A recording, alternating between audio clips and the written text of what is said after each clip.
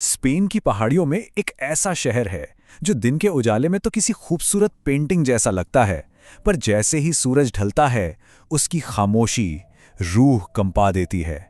तो चलिए आज उसी शहर की एक दिल दहला देने वाली कहानी में चलते हैं। जरा सोचिए, एक ऐसी भटकती हुई आत्मा जो सदियों से अपने दूल्हे का इंतजार कर रही है और एक दिन उससे ये यकीन हो जाए कि वो दूल्हा लौट आया है। तो हमारी कहानी की शुरुआत होती है स्पेन के सालो लूसिया से, पत्थर की गलियों और खिले हुए फूलों वाला एक बहुत ही खूबसूरत गांव। यहीं पर 19 साल का एक आर्किटेक्चर का स्टूडेंट आता है, मार्टियो गुरेरो। वो यहाँ पुराने यूरोपियन डिजाइन्स पर रिसर्च करने आया है, पर उसे इस बात का बिल्कुल अंदाजा नहीं है कि वो सिर्फ पत्थर की इमारतों पर नहीं बल्कि एक बहुत गहरे दफन राज की दहलीज पर कदम रखने जा रहा है। दिन के वक्त ये जगह किसी पोस्ट कार्ड की तरह जिंदा दिल और खूबसूरत लगती थी, पर मार्टियो ने बहुत जल्दी ये महसूस कर लिया था कि शाम होते ही यहाँ एक अजीब सी अप्राकृतिक सी चुप्पी पसर जाती थी।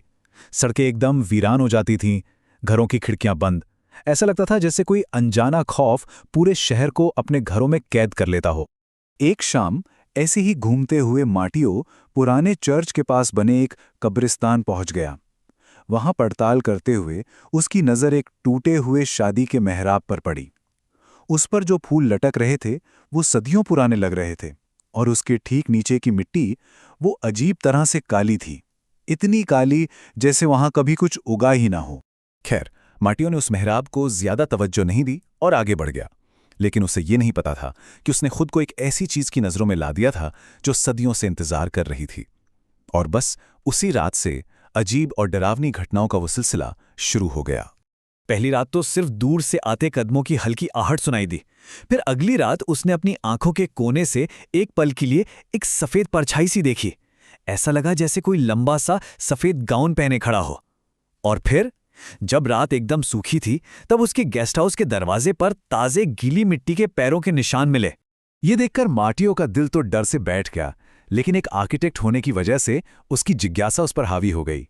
वो खुद को रोक नहीं पाया और उन रहस्यमयी निशानों का पीछा करते करते ठीक उसी कब्रिस्तान तक जा पहुंचा जहां से सब कुछ शुरू हुआ था। आधी रात का वक्त था।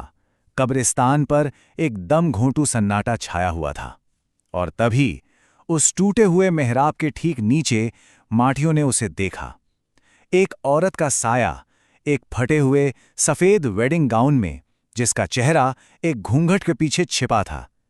वो बिना हिले डुले वहां ऐसे खड़ी थी मानो सदियों से किसी का इंतजार कर रही हो।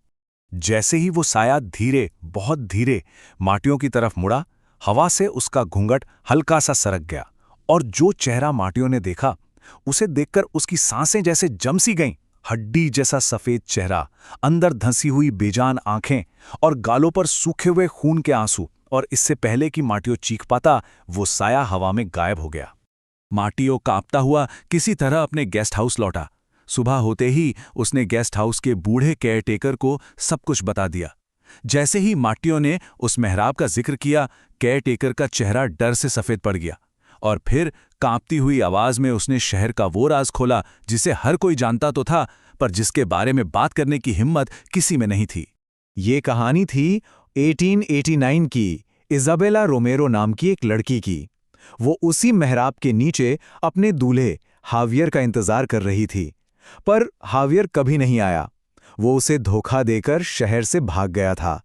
इजाबेला ने पूरी रात उसका इंतजार किया, और सुबह होने से ठीक पहले टूटे हुए दिल के दर्द से उसकी मौत हो गई। और लोग कहते हैं कि उसकी आत्मा आज भी वहीं है, अपने दूल्हे का इंतजार कर रही है। ये सब सुनकर मार्टियो को पूरा मामला समझ आ गया, लेकिन उसे ये नहीं पता था कि एक भयानक सच अभी भी उसका इंतजार कर रहा था। वो खौफ अब सिर्फ कब्रिस्तान तक ही सीमित नहीं था, वो आत्मा अब उसके पीछे पीछे आ चुकी थी। दहशत में मार्टियो भागकर चर्च के प्रीस्ट के पास गया। प्रीस्ट ने उसकी पूरी कहानी सुनी और सिर्फ एक सवाल पूछा, जब तुम पहली बार वहां गए थे क्या तुम वहां से कोई चीज अपने साथ लाए थे? और बस तभी मार्टियो को याद आया, उसने उस मेहराब से सूखे हुए फूलों का एक छोटा सा टुकड़ा उठा लिया था।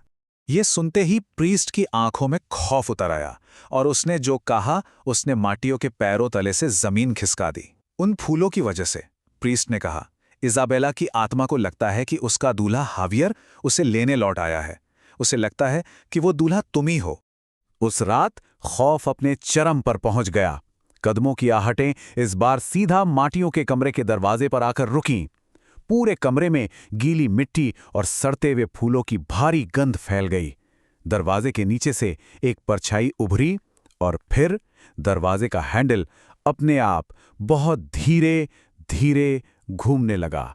माटियों की चीख उसके गले में ही अटक गई जब दरवाजा एक जोरदार झटके से पूरा खुल गया। लेकिन सामने कोई नहीं था।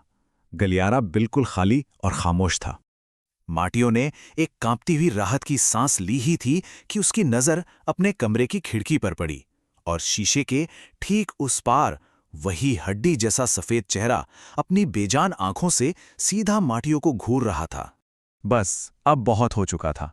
मैथ्यू ने फैसला किया कि वो एक पल भी और सालों लूसिया में नहीं रुकेगा। वो पागलों की तरह अपना सामान पैक करने लगा, भागने के लिए। लेकिन वो आत्मा, वो उसे इतनी आसानी से जाने कहाँ देने वाली थी। अचानक बाहर का आसमान स्याह काला हो गया। कमरे की बत्तियां टिमटिमाने लगीं और फिर एक झटके के साथ पूरे गेस्ट हाउस में अंधेरा छा गया। बाहर तेज तूफान और बिजली कड़कने की आवाजें गूंजने लगीं। माटियो अब अंधेरे में कैद हो चुका था। उसने दरवाजे की तरफ भागने की कोशिश की, लेकिन वो जाम हो चुका था। वो पूरी तरह से फंस चुका था। और तभी बादलों के गरजने के साथ एक जोरदार बिजली कड़की और उस एक पल की रोशनी में डेड ब्राइड अब खिड़की के बाहर नहीं थी। वो कमरे के अंदर ठीक माटियों के सामने खड़ी थी।